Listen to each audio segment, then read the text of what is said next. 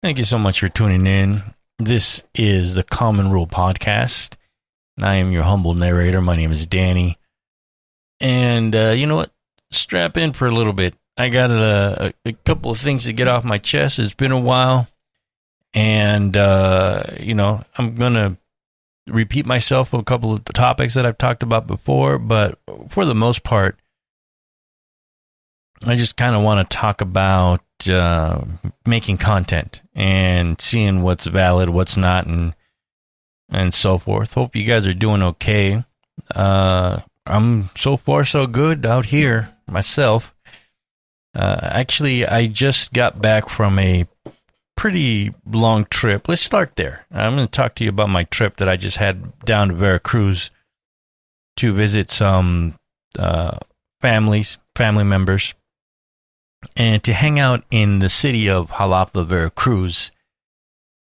And let me tell you, one of the reasons that I went down there, and these are trips that I plan on doing more regularly. I want to see if Xalapa is a good fit for me. I'm seriously thinking about going down there and living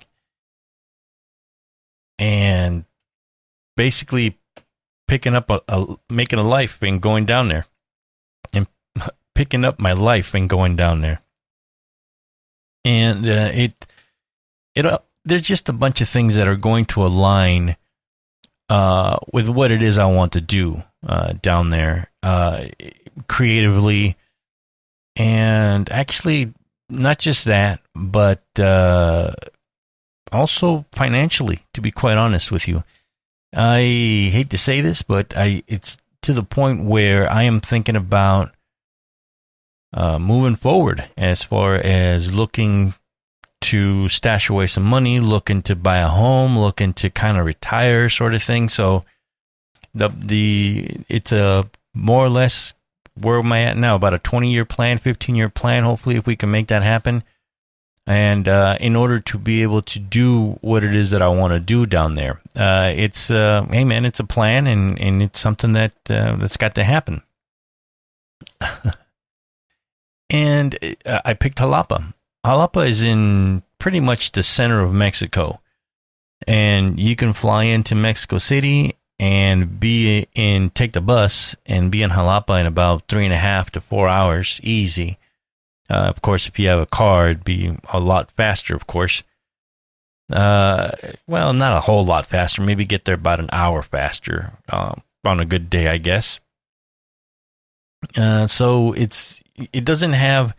There's really very rare direct flights that go into Xalapa. The way Mexico City works is that it's cheaper to land into Mexico City and then go to your destination from there. There's very few direct flights down to most places that are worth it. You can get a direct flight to Guadalajara, sometimes Morelia, Monterrey. Monterrey's in the northern part of Mexico over by Texas. And of course, Cancun and Cabo, the tourist locations, you know. But if you are not going to those touristy places, for the most part, like... I don't know if Merida has one, but if you were going to Merida, you would land in Cancun and go on forward. If you were going to the Veracruz place, the port of Veracruz City, there are no direct flights there.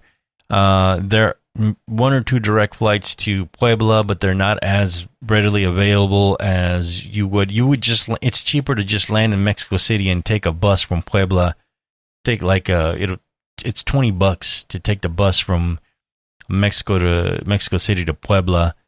So it ends up being a wash as far as time goes, and I'll get into that in a little bit, since you got time, right? I mean, you're not doing anything. This is just background noise for you anyway. So we'll get into it anyway. What I want to do is this trip. I was going to stay there for a month. And I just have I'm just lucky enough to be able to work remotely as long as I have an internet connection, right? So my plan was to stay down there I wanted to do it for 5 weeks, actually. The time frame that I set for myself.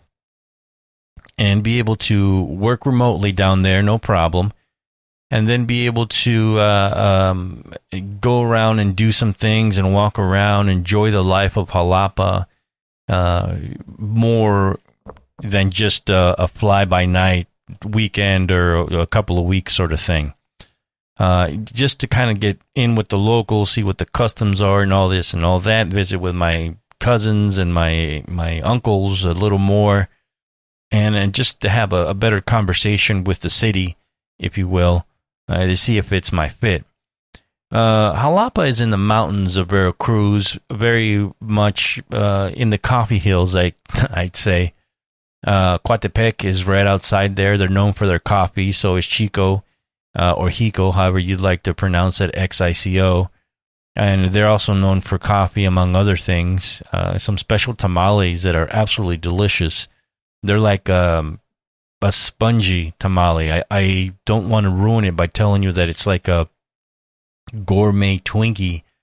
They're filled with different things, but it's it's not a salty or savory tamale. It's a sweet tamale, and it's delicious. One of the most amazing things I've had down there, and that's the running theme. I had a lot of great food down there, and I tried a lot of things for the first time. I tried a lot of the things that I loved that the region is known for. Actually, too bad I don't do seafood. Otherwise, I'd probably be talking to about seafood and telling you seafood lovers how much great it is. I hear it's great, but I don't have firsthand knowledge of that situation. So I won't speak about it because I don't do those sort of things. I heard this, I heard that. I don't know, man. I don't know. You need to go down there and figure it out, along with the rest of the people that love it. But the other non-seafood type food is absolutely delicious. I'll get into that. But Xalapa's up in the mountains, and let's just say that the weather is a warmer Seattle. There's a lot of rain. It rained at least every other day while I was there. And my uncle says that it rains pretty much year-round. There's really not a month that goes by that doesn't have at least one day of rain. The difference is that it's warmer and it's very humid down there. And it's one of the things where I am, I walk half a block and I'm already sweating, and even though it's not hot, even though there were a couple of days where the sun came out and it was a little spicy, if you will, a little spicy. It's certainly nothing compared to going down into the lowlands next to the Gulf of Mexico and into the basin of the Great Papaloapan River down there, where it is infernal hot. It is crazy hot. And it was still hot when we went down for the visit there into Veracruz City. It must have been about 90 degrees by noon. Actually, probably by 11 a.m. and with a lot of humidity. So it was something else in early fall, if you will. But that's the weather down there. And Xalapa is just high enough in the mountains to where, man, sometimes you get this nice fog rolling in certain parts of the city and in certain parts of the outskirts of town that is just amazing. So I love Xalapa. If I had any doubts before, I'm pretty much convinced that this is the place that I want to go and settle down in within, hopefully, I don't know, I set up myself a time frame and do it. It's a very, I hate to use the word bohemian, but that's what it is. There's a lot of young people there. The big university of Veracruz is there. Depending on where you go in town, it's a college life. It's still a lot of artists hanging around. There's a lot of great people busking, and from anything from rock and roll, people covering Beatles songs, to folk dancing there in people dressed up in the traditional outfits of Veracruz and dancing, and it's beautiful. The other reason that I decided to go around these times is because of Mexican Independence Day, which was the 15th of September. I've never been to an Independence Day. They call it El Grito, the scream, the yell, where the president stands out in the middle of town and from the balcony out of the municipal palace is what they call it down there, and their equivalent of the White House, wherever the president does the president things. And they yell "Viva Mexico" 3 times, and along with "Viva," Benito Juarez, and "Viva Hidalgo," and a bunch of other founding fathers of Mexico. And there's a big yell, and the crowd responds with "Viva," and it's very. I see it as very Mexican. I've only seen it on TV. And the amount of people that are in Mexico City is just absolutely out of this world. It is really, I hate to say this, but it really bothers me to be around that many people. We were visiting, 5 months ago, we were there as well. My brother and I, my nephew, we went down there for a visit for specific reasons that I'll talk about probably later on, but we were down there for a good, maybe 2.5 weeks or something like that. And we ended up, the last thing we did was we walked around Mexico City, because again, it's easier to fly and cheaper to fly in and out of Mexico City. So we were in Mexico City the day before our flight, and we just decided to go around. And it was a 3-day weekend. And they were celebrating a couple of things, and people were out and about in they call it the Zócalo, and it's the center of town. I guess we call it downtown. And there was so many people. And my brother was saying that he's been to New York and Times Square, and the amount of people that were in New York or in Mexico City at that time far outnumbered the people in New York City at the time.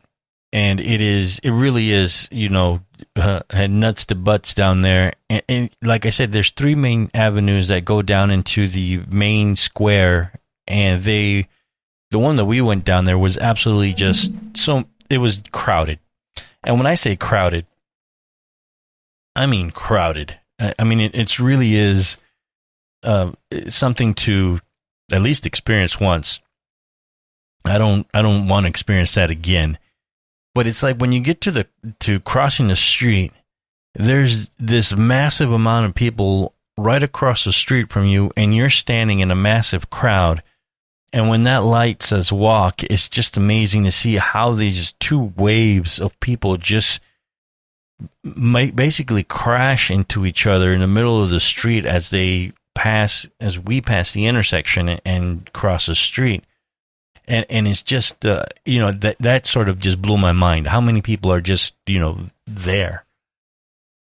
So my point is, I don't think I'd ever go because if that day was crowded, I can only imagine what it's like on Independence Day when there's probably just as many, if not more people there.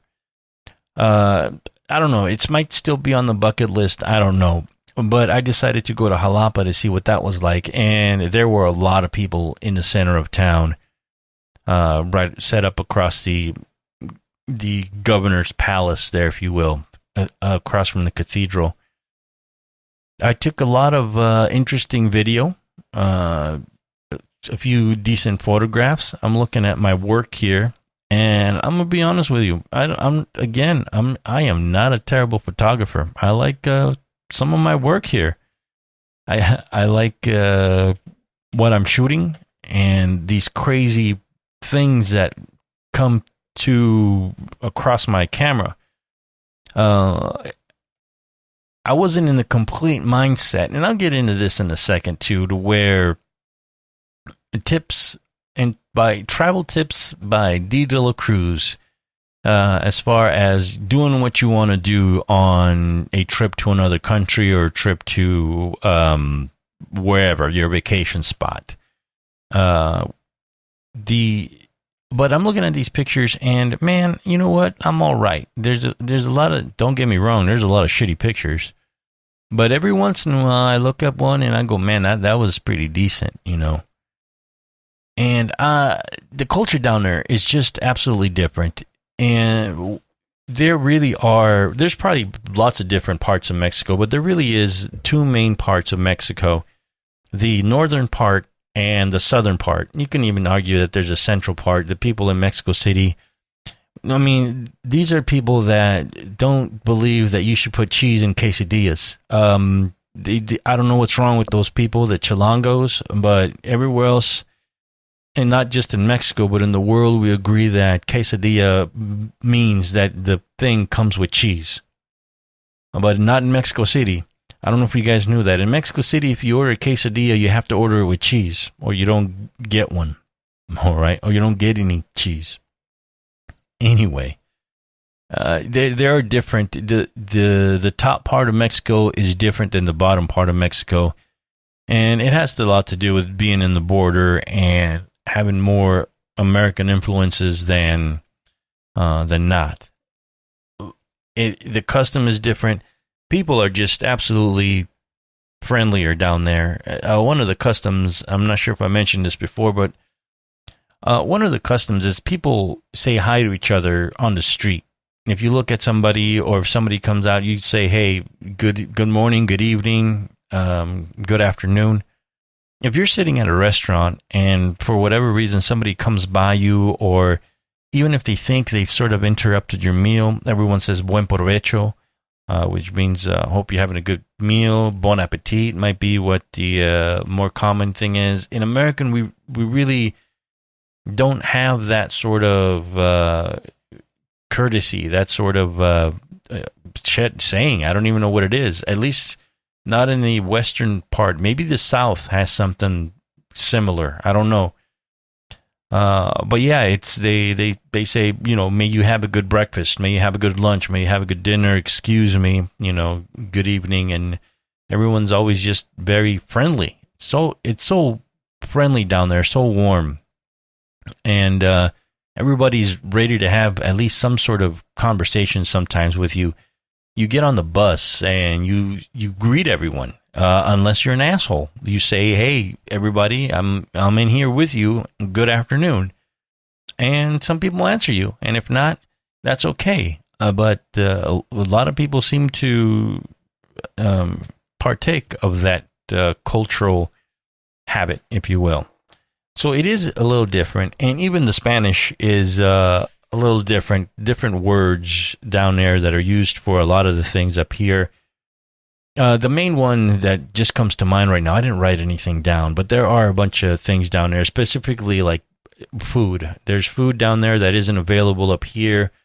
There's food down there that is very regional and seasonal, that it doesn't make any sense to export it anywhere because it'll be way too expensive. So you only get that kind of food down there.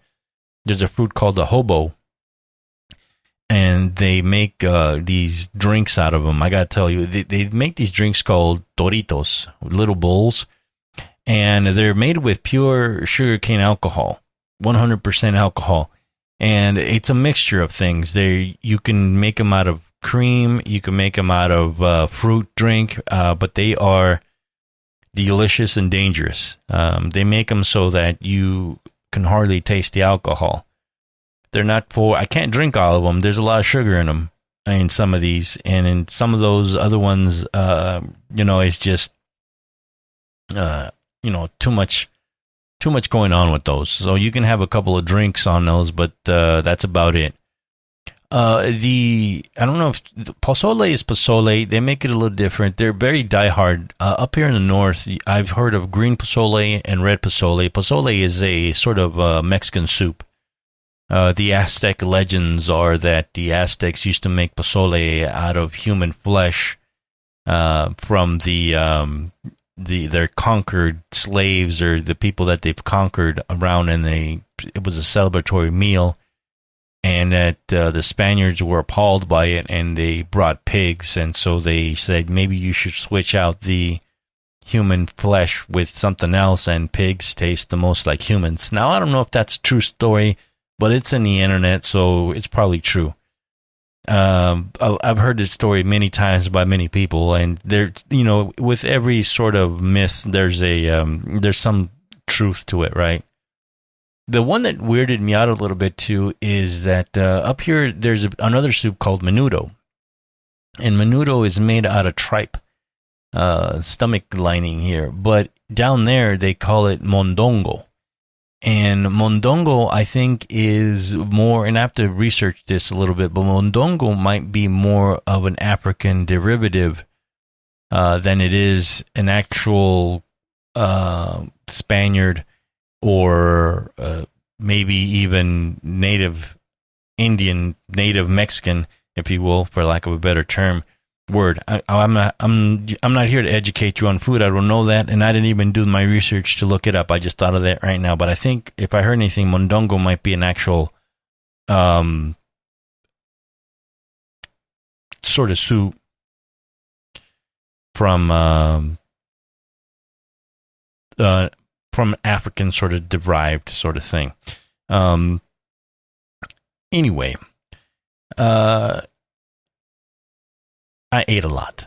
That's what I'm saying. The other thing that I did a lot, the other reason that I went down there, actually, is coffee.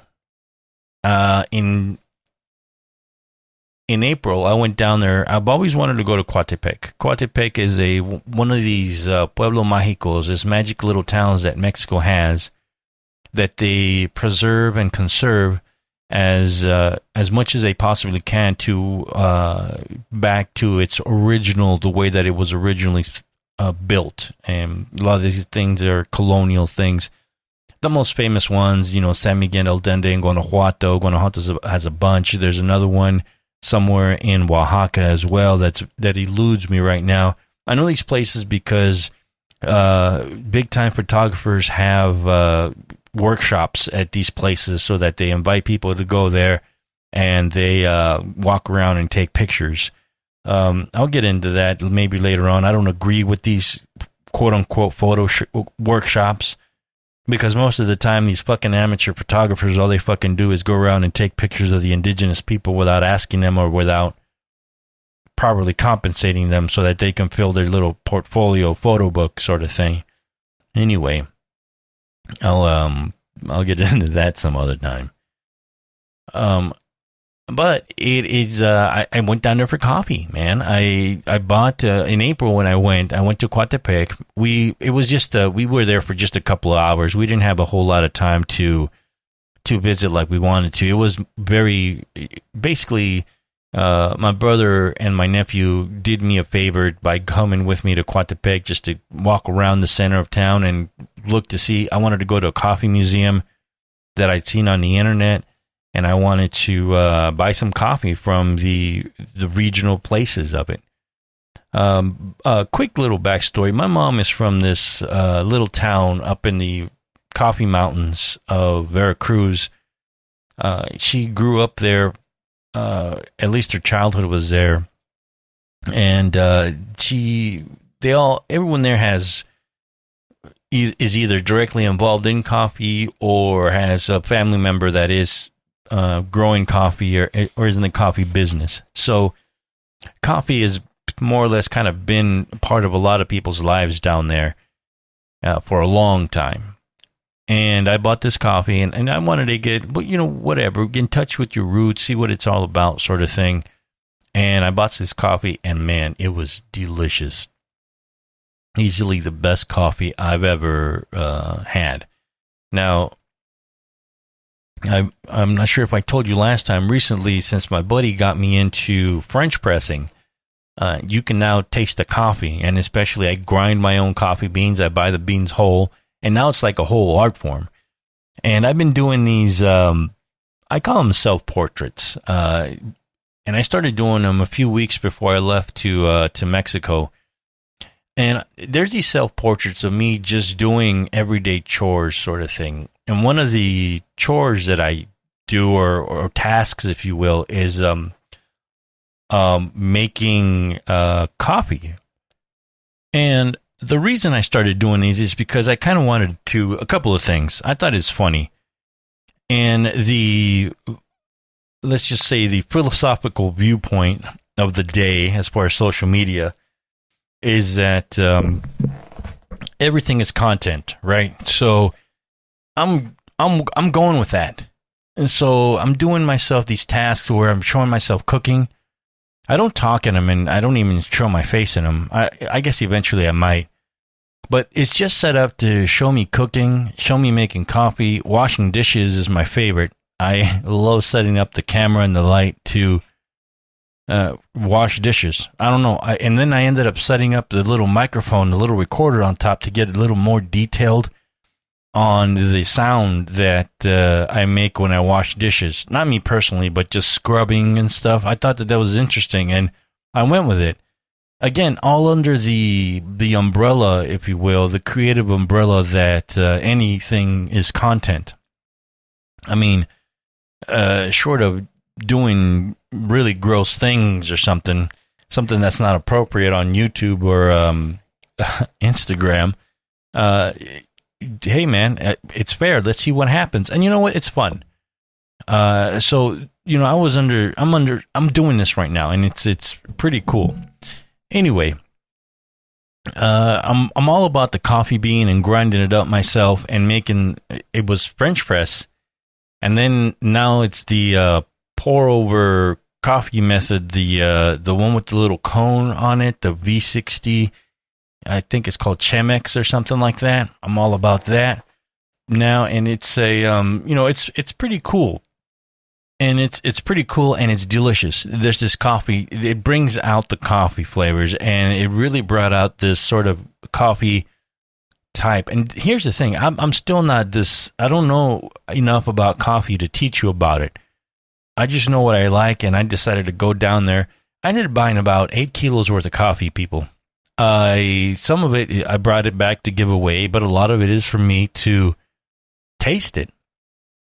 And it's really funny because when you go down there, like here, I'm talking to you about how exciting coffee is, right? But over there, it happens every day.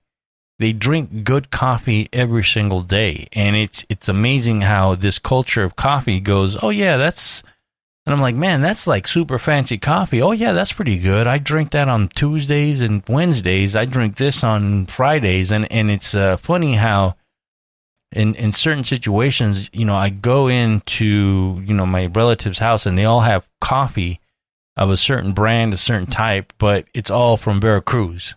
You know, it's pretty funny. Like if you were to buy Veracruzan type coffee here, it's an arm and a leg.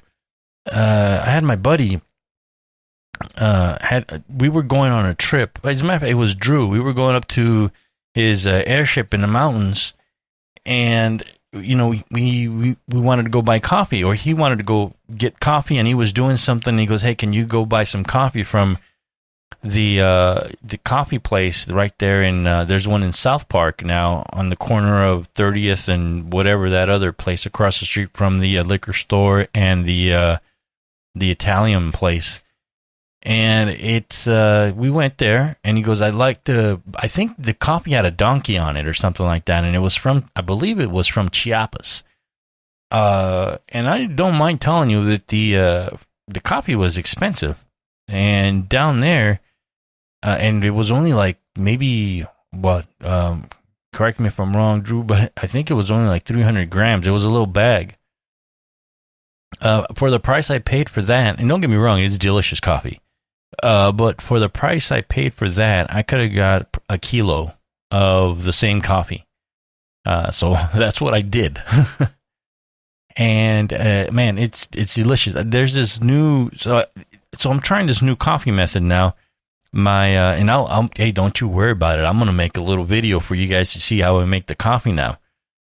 My cousin, she makes what they call café de olla, pot coffee. And it's a sort of, it's almost like a French press sort of style, except you don't press it down. You heat your water up, you put a bunch of things in it, and then you turn the water down, and then you just throw your grounds in there, give it a stir, and let it sit for a little bit. And there's your coffee. If you need to strain it, you strain it. If not, usually the grounds are all the way at the bottom anyway. So I don't know what the actual pressing does in a French press. I don't think it does anything except separate the grounds from the coffee and ensure that you don't get any coffee grounds in your coffee. That's pretty much what I think it does. But I don't think that there's enough pressure to change the taste of anything there. Anyway, I went down there to pick up more coffee. The coffee that I bought in April ended up running out. So I'm like, man, I got to go down there. Oh, and one other thing I needed to get. The vanilla that they make specifically in Papantla, Veracruz, where El Tajín is one of my favorite ruins, if not my favorite ruins, my temples, my pyramids that are there. In that town, they are also known for they make a bunch of other things too, but they're also known for the vanilla extract, the natural pure vanilla extract. Man, it is so good. I bought a little bottle of it, and I was down to the last little squirts on it, so I bought myself another bottle, and it really is delicious. It makes a huge difference, and you use less of it, and it's more tasteful. I don't know where you're going to find that up here, unless it's in some sort of boutique stores, maybe some Whole Foods, or I don't know, what's the Trader Joe's or something. But it'll probably cost you an arm and a leg, but it only cost me $1 down there for my little thing of vanilla. Well worth the price. Put it this way, I brought back so much coffee, and my cousin, she loaded up my suitcase with a bunch of food, a bunch of cheeses, regional cheeses, and sausages that are handmade up there, and I'll get into that in a second, because I didn't get to taste those. And basically, there was so much in my suitcase that I left all my clothes there except a pair of underwear, a pair of shorts, and a shirt, just in case something happened at the airport. So yeah, I didn't have any clothes, and even then my bag was overweight. I had to open up the bag. Oh man, I'll get into that whole fiasco in here, because unfortunately my trip did get cut short, but I'll get into that. So I got my coffee, and we did a bunch of things down there, and I walked. And this is the thing, that one of the other things that I need to live in some place like that's central and that has a lot of stairs. When you're downtown in Xalapa, it's never-ending stairs everywhere. But I got into a little bit of shape up there. And the first couple of days, I was just huffing and puffing and this, that, and the other. But by the end of my trip, I was doing a lot better with exercise and running around. And it's something I do need to keep up. What happens is, in these towns, a lot of things are within walking distance, depending, of course, on where you're at. And it's good. If I wanted to go to the store, oh my God, the bread down there the Mexican sweet bread down there is next level. And it is delicious. And it is unlike anything that you'll find in this part of the world as well. That's just flat out. And I dollars to donuts that the bread down there is 10 times better than the bread you get down here. And you probably have your favorite Mexican baker out here. There's certain places. There's this decent one down there in Golden Hill. I'm not sure. I don't know why they would go out of business. It's on. You'll see it, Bakery in Golden Hill. It's Mexican Bakery in Golden Hill, and that's actually pretty decent. There used to be one in Old Town. And I'm sure that it's still there. That they were pretty decent, and the churros there were actually fantastic. And there's a couple other places too that I just can't remember right now. But there are some higher end bakeries. I've seen you. I seen you I seen you guys on the Instagram, and I definitely want to try you guys out. But still, as far as Mexican sweetbread goes, down there is just next level sort of stuff. They got things down there that I ain't even heard of, and I'm like, oh my God, this is so delicious. I can go on and on about the food down there. Trust me, it's some of the best cuisine. You go down to the corner, there's a guy on selling garnachas on in a cart, and they're going to be better than anything here. And it's it's just amazing food everywhere you go. Everyone down there is a chef. We went to a little restaurant called La Güera or La Güerita. It's in the central part of town, and that lady competed in the whatever Master Chef Mexico version of it is, and go to the restaurant, and it's just really great food. I ended up ordering like 3 plates just because I wanted to taste a bunch of things. I didn't get to finish everything, but everything I tasted was absolutely amazing. I need to go back there and see what's happening there again. So again, the food down there is amazing. And the bad part of it is that certain things that are Mexico caught up with me. And one of the things is that I decided to take my laptop down there with me. I didn't decide it. I had to. I took a laptop and another monitor because, as I was saying, I was working remotely. I wasn't technically on vacation, but I was able to work remotely in between all my eating and coffee drinking.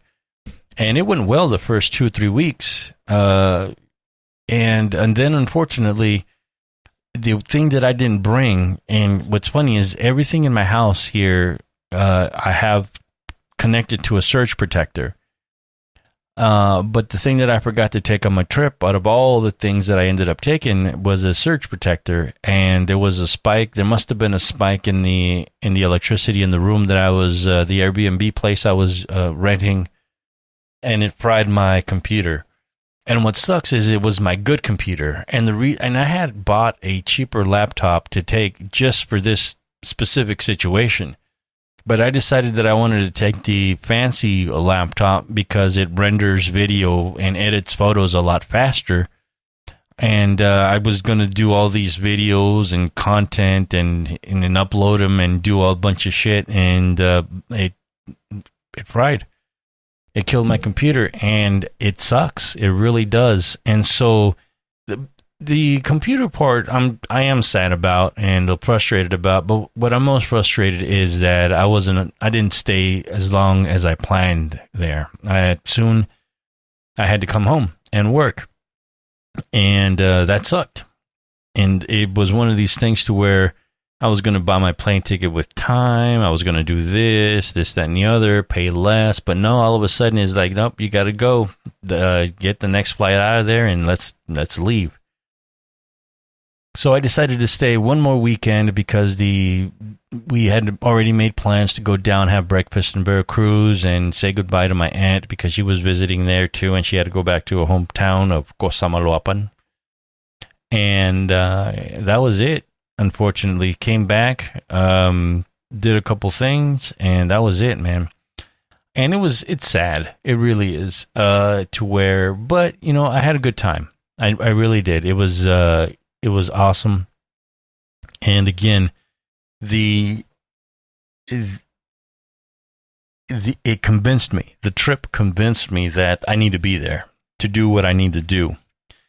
Why? Why do I need to do? What is it that I need to do? I've convinced myself that in my whole sort of creative force, and I've talked about this before, I am in one way, shape, or form a documentarian, if you will, a sort of a type of photographer, a type of podcaster, if you will. I've talked about this before where, yes, I do believe that podcasting is a thing. A few episodes back, I talked about how documenting conversations with people, whether they're super famous or not, as long as they're creative in some way, shape, or form, is valid. And I've been able to do that and I'll get into this too, as far as talking to creative people, whether they're doing hair, whether they're doing nails, whether they're a carpenter, whether they're a photographer, a musician, anything, a model, getting to talk to people that are artistically inclined and have a set workflow. Talking to them only helps you move forward with your craft, whatever it is, man. Maybe you just like cooking, something as simple as that, and building some sort of community.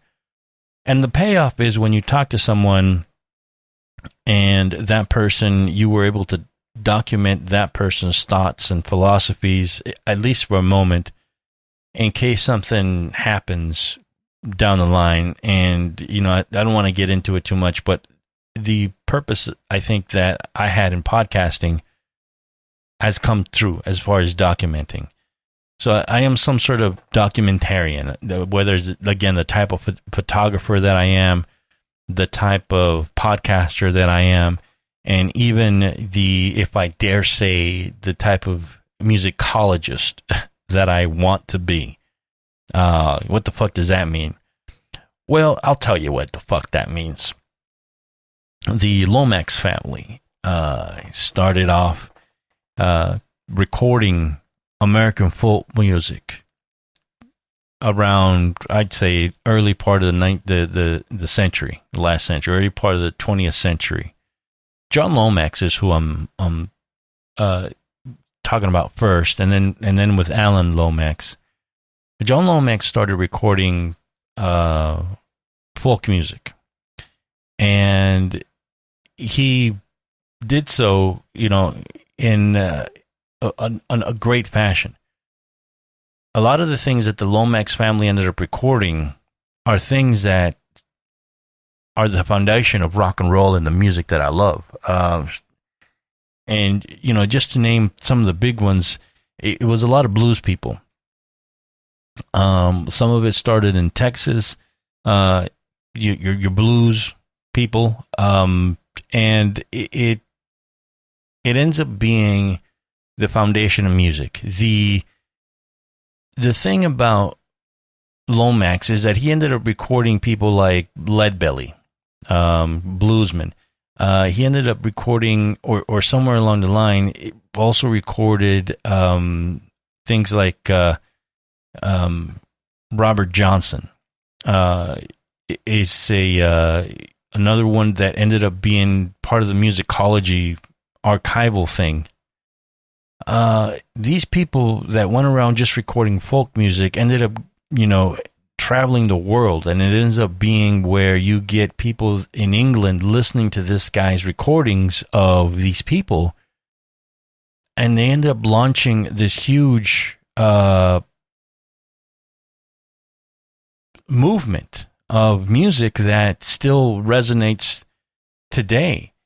I'm going to be the old man and go, you know what? I don't know this new music, what's happening, and this, that, and the other, yada, yada, yada. But I don't know what the fuck's happening with music nowadays. But there's still people out there making good music. As a matter of fact, I just locked in my tickets for Black Joe Lewis coming to the Caswell early November 6th, as a matter of fact.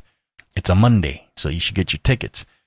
And that is still that's just one. I got to get my, there's another band coming in next week, and I think I got my tickets for that.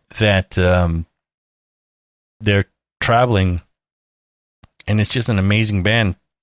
Deep Valley, I believe is what it is. Deep Valley actually has gone on their final tour, and there's a band called I don't even know how to pronounce it, Dijuana Band. I don't know. I find these bands on the Instagrams, man. They sound great live anyway, and I got to go see them. As opposed to what we call pop music today. Anyway, these musicologists, they are documenting music as a sort of way to, in this case, just to submit to the Library of Congress and preserve it.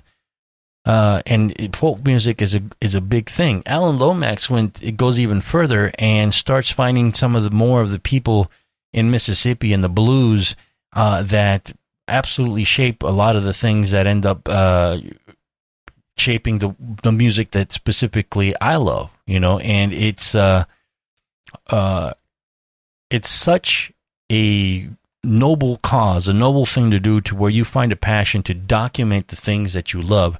There's people probably documenting sailors, boats, people documenting trains. Trains is a big deal, right? It's from making model trains that go choo-choo around in the basement to photographing trains, people photographing fruit, people and content, and even in the smallest way, these content creators are documenting the food.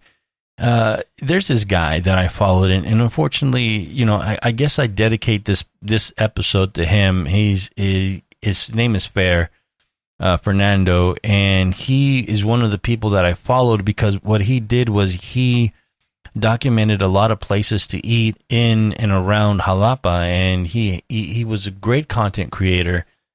He was young. I don't even think he was 30 years old. I think he was something like 20. I want to say 27 because of the 27 Club, but I don't think he was 30 years old. And he mysteriously died in the hospital. Who knows what he died of? They didn't say. I'm sure he was probably sick from something, but he is such a young person. But he made great content. He had a great team, and he was very open and very friendly and very warm, being a Veracruzian.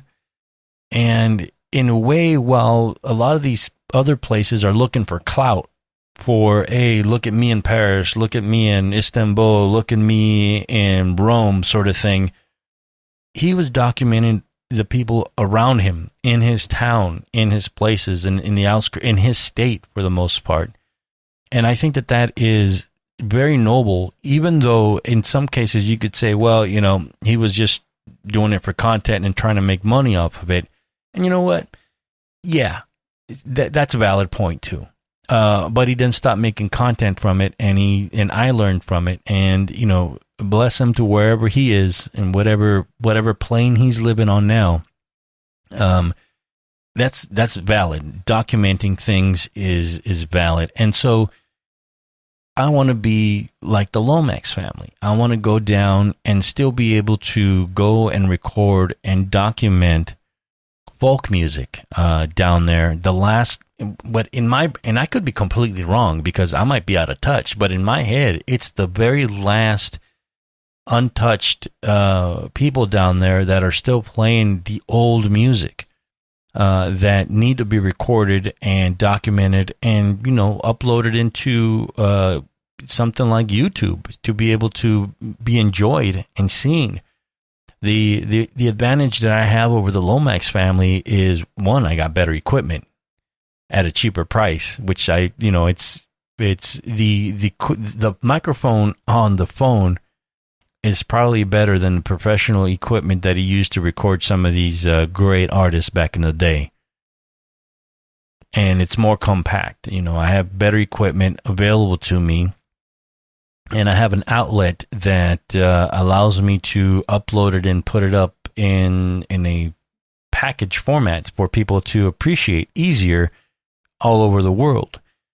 And right now, there really isn't, at least I haven't been able to find someone that's at one point doing this on a consistent basis. There are people that go, oh, look at me, I went to San Miguel El Dende and there's people dancing there, let me use my phone. But there really isn't any conversation beyond that, or any sort of anything longer than 5 minutes to be able to get to know and see the background of the musicians, of what might be the final folk artists that are doing this thing. And down there in Mexico, there's still a lot of small towns. There's still a lot of, when I went to my mom's hometown, I wanted to visit my mom's hometown just because I wanted to know my mom's hometown. And I'd been there before almost 20 years ago, almost 25 years ago, I think. And we didn't do much except go to a restaurant that I ended up going again and talk to Don Sereno. And he makes this drink called Toronjil, by the way. And I don't know the translation into English. I'm not even sure there is any, but it's just this liqueur that he makes is absolutely delicious. It's unlike anything I've ever tasted. And he doesn't, the recipe, he's not giving anybody the recipe. And everybody, it's funny, when we were there for all of maybe an hour and a half talking to him, people would come up and talk about this drink and goes, but the fucking bastard doesn't give anybody the recipe yet. And he goes, I'm not going to give anybody the recipe until I'm dead. And then it's in some sort of lockbox or something like that somebody can get into. I don't know. It's a top secret, and it's fun to drink a top secret drink. So I'll get into that. Anyway, I wanted to see my mom's town. I went up there. Everything is so much cleaner and more beautiful than the last time we went. And I was able to actually see the street she grew up on. And my uncle just happened to know that there's a house built there, and who knows if they've kept the old house in the backyard or something like that. But he said, this is where your mom's house was, and where most of us grew up, right here. Back there, it's a big yard, a big lot of land. The house would have been where the street is. There was the porch, and then the house would have been back further a little bit, and it was really nice to see that. And what's unfortunate, my mother wasn't into that. She didn't care about preserving or talking about history, let alone talking about her old self or what have you. So it was nice to hear a little bit about that. And it's such a small town where everybody knows everybody that even the Don Serino, he knew my grandfather. I don't on my mother's side. I met the man once a long time ago, but my mom never talked about him. She didn't grow up with him, and all I know is that he was a butcher, and his name was Solomon.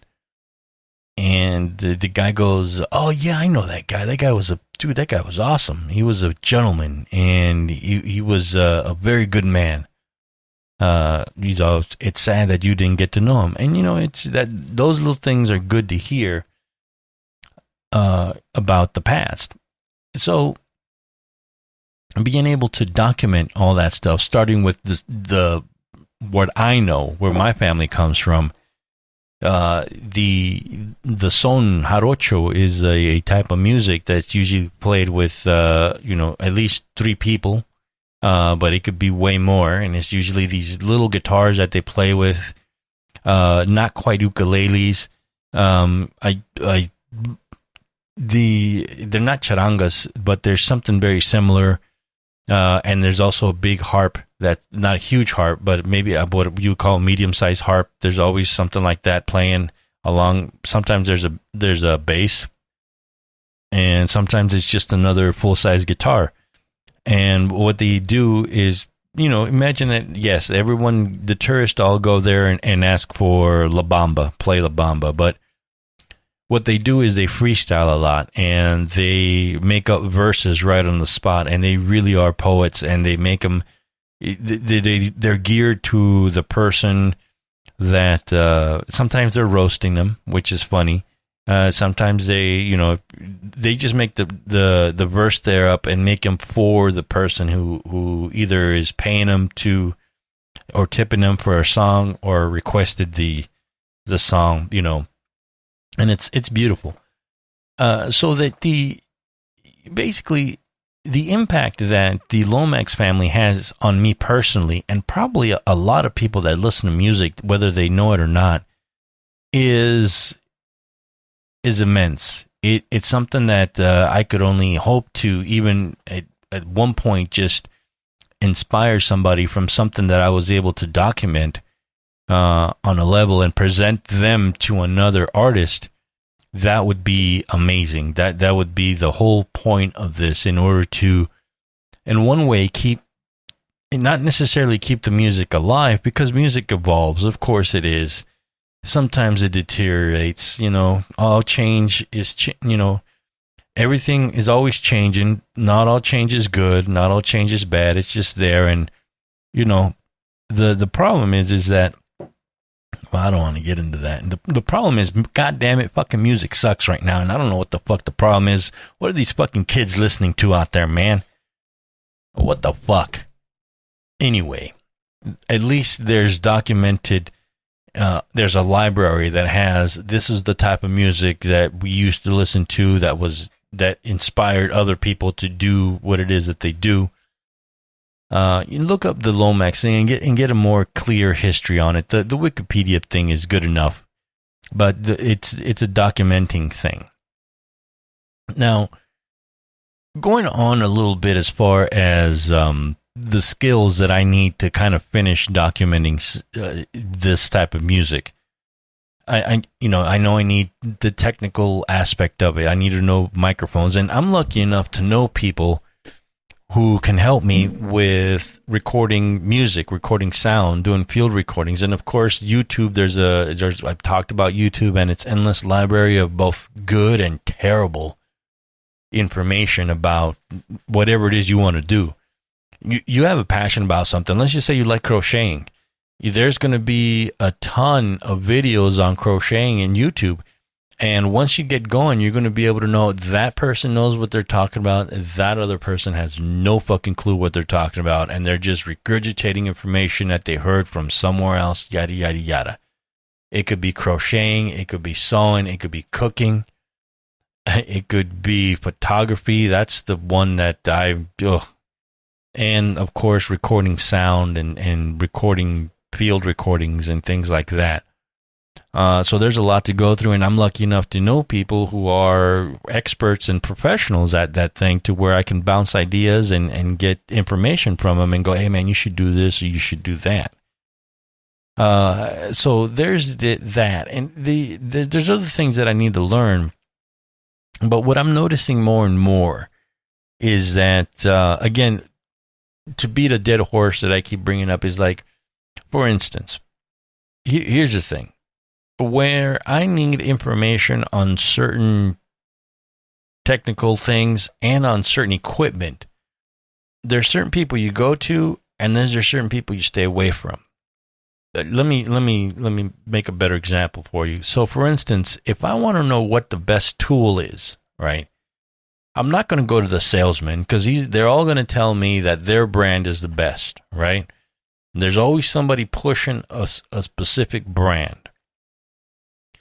What you want to do is if you're going to look for the best wrench, the tool, or what have you, you're going to go to the people who actually use them on a daily basis. You go to the construction site, you talk to the plumber, the electrician, the welder, the carpenter, and you ask them, what tool do you use the most? And they tell you, stay away from that fucking crap right there. It's expensive. It doesn't do anything. That other piece of shit right there, it's too cheap. Everybody buys that, but it's going to break in 2 tries. These, and they give you a list. This is what's been working for me, and I use them 8 to 10 hours a day for 50 weeks out of the year. I hope they're working 50 weeks out of the year, or 49 with all the other days, by the way, you know. Anyway, these people work. That's who you talk to. You talk to the mechanics. You talk to the people who use the tools in and out. There's so much information about, let's just say, microphones, cameras, audio gear, video gear, all kinds of shit on the YouTube, right? And those people that usually talk the most are the ones that do the least, and they're more concerned with making content. So what do I have to do? I go to the people that shoot weddings, and I go to the people that do church services. Now, you guys know already that I hate wedding photography for so many reasons, right? Just to recap, just in case you don't know about the hate, wedding photography is terrible. Wedding photography, 90% of the people that are out there making photographs are not artists. They are people selling services, as opposed, there's very few people that are out there that actually love weddings and that create art with their camera and video and audio in order to make an experience happen. A lot of times, certain photographers, you know, if that's what you want to call them, create these things that have no soul, but yet, you know, because they did it for somebody and that person can't discern of what's good content or not, to use that word. And they grow by word of mouth, and all of a sudden you got a sort of community around this photographer who helps a bunch of people, and he continues to create. And the photographer is not a he, it's not a she, whatever. Continue to create things that are terrible, but they have a name attached to them now. They have a brand, if you will. Anyway, a lot of the wedding photography out there is crap, and it really elevates people that have that all of a sudden are some sort of benchmark. And this is why I hate it. All of a sudden, these people are quote unquote professional photographers, and just speaking about this, and they have somehow reached, and people have put them as some sort of benchmark to grade all other photography on. And that's terrible. Because all of a sudden that person decides, oh, you know what, I'm a professional photographer. Look at my, let's just say landscape work. And all of a sudden there's more clout, and people start looking at that mediocre photography as some sort of benchmark to how they should be graded on. And it's just not. Too many people out there being seen. No, let me rephrase that. Not enough good photographers are being seen just because they don't shoot weddings, or they don't do, nothing against the good wedding photographer, and really nothing against people eating from photography. But that doesn't mean that I have to like your work. You dig what I'm saying? You could be, I don't have anything against people playing cover songs in Vegas, making six figures, playing Bon Jovi night after night. I mean, you are, at a certain extent, living the dream. You're using your guitar to make a really great living. But don't try to say that you're an original, or that you're some sort of, you have a sort of space. And this is where I get into kind of trouble talking to people about what's valid as art versus, being practical with using your gear a certain way. Anyway, despite my not so loving of wedding photography, and here's the thing, I don't go to church. I'm not, I don't do, that's something that I, philosophically speaking, isn't my thing. But what happens is that I have to listen to these people because they use the equipment in and out that I'm looking to invest in. And these are the people that use it, and that they can tell me this works, this doesn't work, this is great, don't use this, that's going to break down. You need this setup to be able to consistently put out something that's acceptable. And the Jesus lovers do that very well, and they share their information. And that's the other great thing, at least that that I can take away from a lot of these people, is that, yes, they're making content to raise funds in one way, shape, or form, but they are very generous in the information that they give you. The church people will talk about their setups and go, this is what we do, this is why we do it, and there's plenty of content from the church service people that is legit. There's plenty of content from the people that shoot weddings that is legit. And this is my point, is, after talking shit about wedding photography, is that you have to go to the construction site to see what the tools are. And in this case, the construction sites for me are paying attention to the wedding photography industry and the church industry to be able to say, oh, I see, that's probably should buy that microphone, probably should buy that lav mic, probably should buy that. So there is value in people that you would otherwise have nothing to do with. And it all comes back to building the community around people that, and listening to the workflow about people that don't have anything to do with you. Whether it's, again, I keep joking around, but you can learn a lot from making content from porn stars. The consistency that they have, the hard work that it is. You can learn things from people that sew. The seamstress, the tailor, people that play the harp, and people that cook with the Instapot, without the Instapot. You look at things, okay, I don't eat seafood, but a lot of these people are cooking with utensils and things that I would, I don't eat seafood, but if I see how they cook, what the workflow is, that's what's important. So yeah, that was my point as far as being able to look at somebody and at least look past the overall content and to be fair, the wedding people that I follow actually make decent films and photography from their channel. This other guy that I follow, I don't know what the hell he does. He looks pretty. He's Canadian.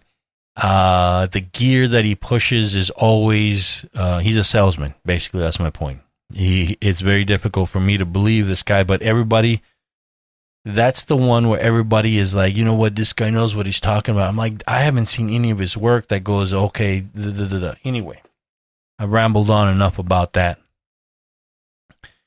And, moving forward,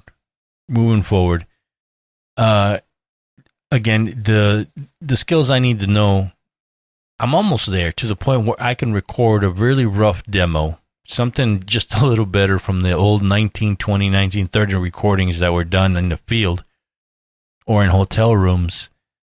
And then I'm pretty much set. I think that, I'm excited to move forward, and I just need to start practicing, to be honest with you. I need to start looking for musicians that want to get recorded, whether it's in their house, whether it's in some field out in the middle of nowhere. And I'm putting it out there. If you're a musician that plays an instrument that would like to get recorded, at least to get a really rough demo, give me a shot, and let's do something. We'll take some pics, we'll do some videos, do some things, and get you documented and put you into the Library of Congress. By the way, you can get your stuff copyrighted and inserted into the Library of Congress. Don't quote me on it, but you just send them. I don't know what they're accepting right now. Last I saw that they were accepting CDs. I got to figure out what they accept now. I don't know if they accept like emails or transfers over the internet right now.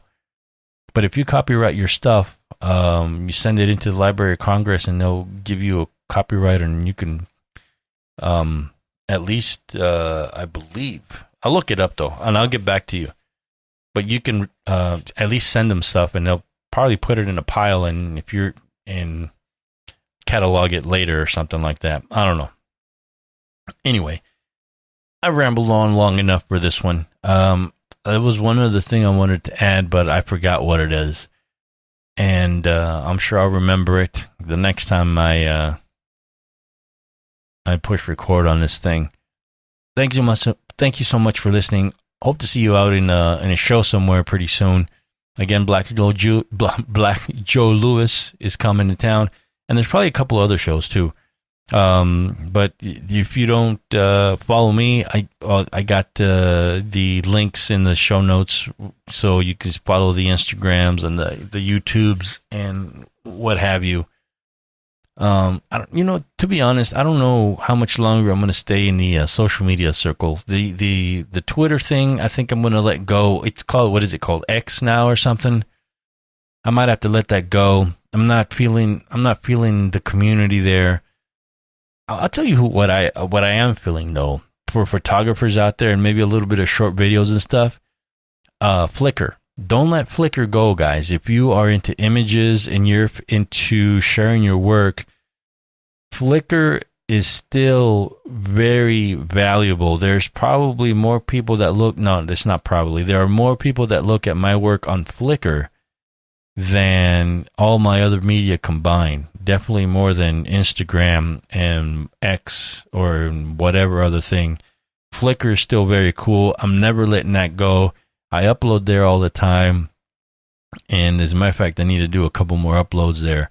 Image-wise, telling you, even if you don't have an image-wise, if you just want to show stuff, dude, Flickr it up. Flickr it up. And I actually... Anyway, Flickr. I don't know. I'm always thinking about shutting down the Instagram. I don't know, man. I'm not getting too much out of it. I like posting my pictures. I like talking to some people there. I know it's easy to speak to people on Instagram. But I don't know, man. I'm just kind of like, what the hell is Instagram anymore? And what the hell am I doing here, sort of thing. But, sometimes the girls in lingerie and bikini keep me coming back. I don't know. All right. Thank you so much for listening. Have a great day and enjoy your youth.